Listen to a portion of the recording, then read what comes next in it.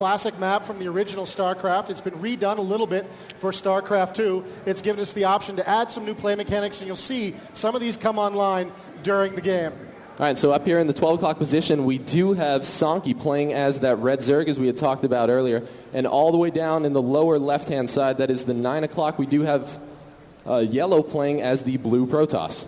That's right. So Lost Temple is still a map where it's very easy to rush, but you can also sometimes defend on it if you move very quickly to position yourself. And these players are starting kind of close together. So it should be really interesting to see what happens in this opening part of the game. All right, now in the beginning of the game, we can see up here Sonkie is already sending out that Overlord, going to try and scout the other player as soon as possible. StarCraft 2, exactly like the original StarCraft, it is important to know exactly what your opponent is up to. Yeah, absolutely. Scouting is really, really critical if you want to survive these opening parts of the game. We've got some new terrain mechanics in the game that can really be key in trying to figure out what's going on with your enemy. If we come over to the middle of the map, we've got these Zelnaga watchtowers that we can use to spot enemy troops. If you capture one of these towers, right there, you'll be able to actually see what's going on around the tower. So it's very important for the players to grab these towers. That tower in particular will be really key for this match. And it'll be especially key because, again, it is right in between them. Now, a radius that this is going to give them is just about that large. So you can see that it's much larger than just having your screen. So if you're able to keep a unit there, you're going to be able to see an enormous part of the minimap anytime that you want. Yeah, absolutely. We go over and look at the Zerg base, or the Protoss base. We see the Protoss player sending a scout. He's got his first gateway up. This is pretty typical what we'd expect to see. And that probe is going to the right position. It's moving in to see what's going on inside the Zerg base. And he has seen that Zerg fast expand. That's really important for the Zerg player to get that expand in there and make use of it, but the Protoss player has seen what's going on. It can make a real difference in his next few moves. So this could mean that we're going to see Yellow likely retaliate by building a bunch of Zealots very early in the game. He's going to need to push that Zerg as soon as possible, or else he's going to be in very big trouble because the Zerg is almost 100% certain to surpass him in economy. Yeah, absolutely. Like the original StarCraft, StarCraft 2 economy is extremely important. If you out-resource your enemy, you have a huge, huge advantage in facing them down. And here we have back over at the Protoss player's base. He does have a second gateway down, so we are going to see him going for a bunch of Zealots early. His first is almost complete, and it's looking like he's just going to be throwing down a second pylon. He is prepared to go in for a ton of Zealots. He needs to have all that food ready as he pumps them out. Yeah, absolutely. He's going to go for a fast rush here, it looks like. Try to take out that Zerg expansion, or at least threaten it, disrupt its ability to produce in order to get access to all that additional resources he's going to have. It looks like the Protoss player is taking a very aggressive stance to what was a very bold move by the Zerg.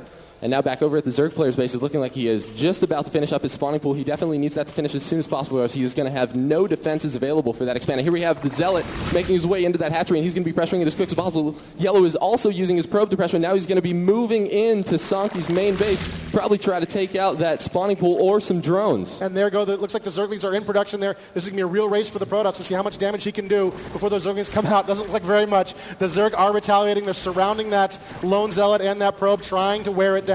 Oh, and those Zerglings are just about to finish off that Zealot and probe. It is not looking good, but they have already done a ton of damage to the economy. Over here on the unit menu up in the top left of the screen, we can see that now it's looking like Sonkie actually only has 10 drones to a massive 16 that Yellow currently possesses. Yeah, see, he really used the terrain very well. The Zerg player backed up to a small corner where he was difficult to surround, and he kept his Zealot alive. And you can see he's still got two Zealots running loose through the Zerg base, doing what kind of damage they can, continuing the harassment, trying to distract him. You see the distraction has been largely successful. Despite the expansion, it looks like the Zerg player is a little bit behind in terms of what he can be resourcing. Ooh, and Sonkie was able to get that surround on a few of those Zealots right there and take out two of them, and now he's only got 6 Zerglings versus 2 Zealots. That is no match for those Zealots, but the Zerglings are going to fall back to behind the Shrine Crawler because they know that it's not good. Now Yellow, seeing this happen, is going to take back those Zealots as soon as he can to try and build up his army just a little bit more. And here's a tech move that's kind of interesting. He's not going for a cybernetics core like I would expect. He's going for a forward to allow him to build more defenses. I guess he's expecting he's sort of lost his position on the ground, and he's going to hole up and tech up here and see what he can get to before the Zerg finally overrun his position. He's got his Zealots at the choke. They are blocking the choke, which will prevent the Zerg from getting in, at least for the short term. And then we have a ton of Zerglings heading out from Sonkie. That's almost 18 Zerglings. Now, one of the differences that you might notice here in StarCraft 2 is that you control much more than 12 units at a time. Yeah, absolutely. We've really improved the UI, so you can really control a large number of units, and we've added a lot of additional mechanics on the units themselves. It means you really have to watch what's going on and make sure you're using all of your units effectively, because there's so much more micro that's possible with some of these new units. Well, now Sonkie actually is going for a third hatchery, so he's likely going to be massing production. He's trying to build his economy back up. He was able to catch Yellow Yellow just about in terms of number of workers, but he is still behind. We do see that he has 18 Zerglings out on the battlefield to Yellow's 7 Zealots. Yeah, so it looks like the Protoss are actually doing pretty well when it comes to economy. Here you can see one of our other overlays. You can see who has the most money in troops on the battlefield. And right now the Protoss is a little bit ahead. They are actually doing really, really well in terms of the amount of forces they have on the battlefield. And it looks like the Protoss player is aware. He knows what we know, and he's pushing in to see what kind of damage he can do to this Zerg.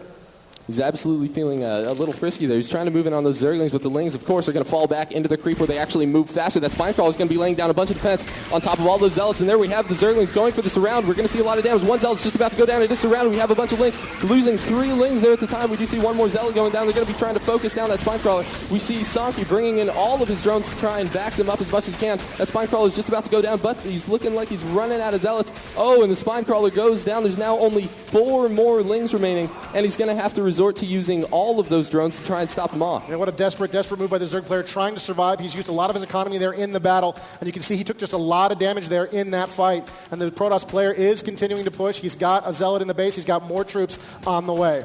Ooh, and it's looking like he's got a Roach Warren in play. This is going to be very effective against Zealots because they're going to be able to actually kite them very easily on that creep and be able to regenerate their HP incredibly fast. Yeah, if the Zerg player can last that long, he'll be very powerful with those Roaches. The Roaches regenerate so fast, it's very difficult for the Zealots to surround them and really do a lot of damage. He really needs range if he wants to deal with Roaches, if they can come on. You can see the Protoss player is expanding here, and he has put down a Twilight Council. This opens up a huge number of tech options for him. The most immediate one that's important is, of course, Zealot Charge. Be very powerful for him right now, allowing his Zealots to move more quickly. He could be building Immortals, though maybe not such a great choice unless we start to see a lot of Roaches on the battlefield. Well, we do see only one Roach out in play right now. It's looking like he's building a Templar archive, so we're probably going to see Archons, perhaps. Yeah, that's a great choice against the Zerg, of course. And, of course, he can use a Psystorm as well. Still a great ability, just as it was in the original StarCraft. Very, very powerful in StarCraft 2. The pathing is a little bit better in StarCraft 2, so the units tend to bunch up a little bit more. It means sometimes you get a little bit more out of Psystorm than you're used to seeing. Ooh, and now we have an enormous army. As soon as Sonkie was able to see that expansion over in front of Yellow's base, that's Yellow's natural, he is going to send over those Zerglings to try and pressure them before the rest of the cannons are able to finish.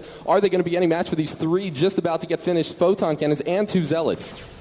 Oh, and we've got a lot of pressure. Oh, as soon as Sonkie sees those out there, he's going to run away. Yeah, he didn't want to give up on that many Zerglings in that fight. He had a pretty good position there, but still it would have been extremely costly. He might very well have lost it, so he's going to back away, going to get some more Roaches in play. Now, the Roaches are fairly easily countered by the Photon Cannon, so the Roaches are not the perfect unit for this attack. Still, the regeneration can be extremely powerful, and if he uses them in a very clever way, he may gain some advantage. You can see he's just activated the Watchtower, but he already knows what's going on, so he's going to push in on the Protoss. And here we go. It's looking like those Roaches are just going to be microing around. He's probably going to send those in first so that they're going to take some of the damage. No, but he's pulling back as soon as he sees that all 3 Photon Cannons are now finished and a 4th one is building.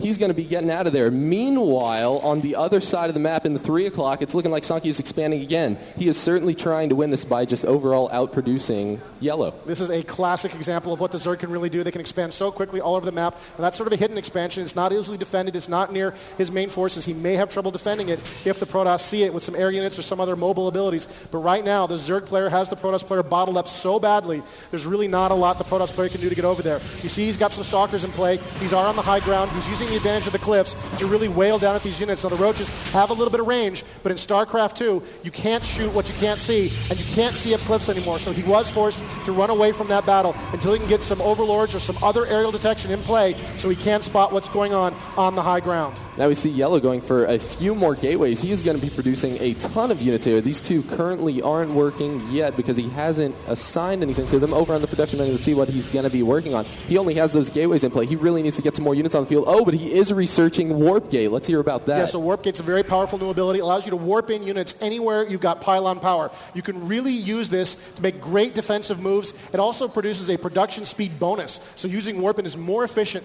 than using regular gateways. It'll really allow him to put a lot of troops on the field. And now that he's got that expansion, he will have the resources to make use of those Warp Gates and really start spawning a large number of Protoss troops.